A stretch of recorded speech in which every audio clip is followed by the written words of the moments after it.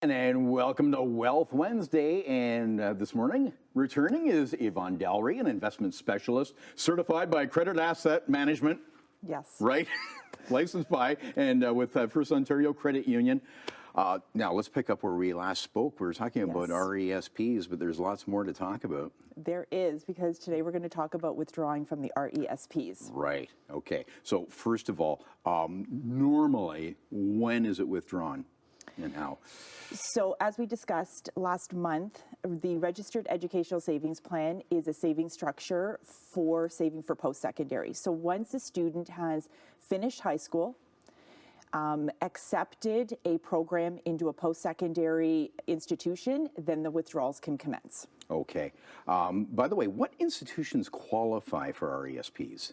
That's a good question, because we traditionally think about the colleges, universities, but the funds can be used to pay for educational expenses with trade schools, vocational schools, international schools if they are recognized, religious schools. So there really is a wide range. As long as we have proof of enrollments, the withdrawals can start.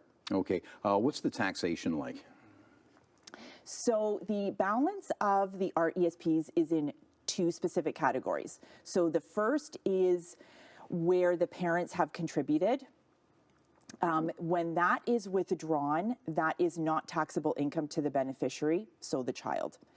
The other portion is made up of earned income and the government grants. So the Canadian Educational Savings Grants and Canadian Learning Bonds. When that is withdrawn, that is taxable income to the beneficiary. So when we decide that we're going to make the withdrawals, we really have to decide and have some forethought into when we think the child is going to be in the lower earning years, because we want to withdraw the grant and the growth when they're in their lower earning years. Right. They'll also have tuition credits towards their income tax. So the RESP withdrawals shouldn't really affect them too much, because they're already in a lower marginal tax rate, but we do want to put some thought into when they're going to be in their lower earning years. For sure. Now, and this is what we teed up last time, because life happens and you can start your RESP for your children early, as you recommend people should, but if they don't choose a different life path and you're not asked, that money's sitting, what do you do? So I get asked that quite often, especially when parents are deciding should they set up the RESP when the kids are young, because we don't really know what their educational journey may be.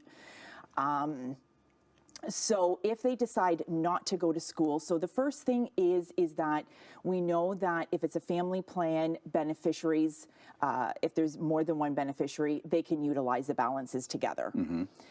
If that is not the situation in a family, then instead of right away thinking, okay, I'm going to shut it down, they can either keep it open in case somebody changes their mind, or balances can be transferred over to an RRSP or a registered disability savings plan. Is there any implication there or any hit?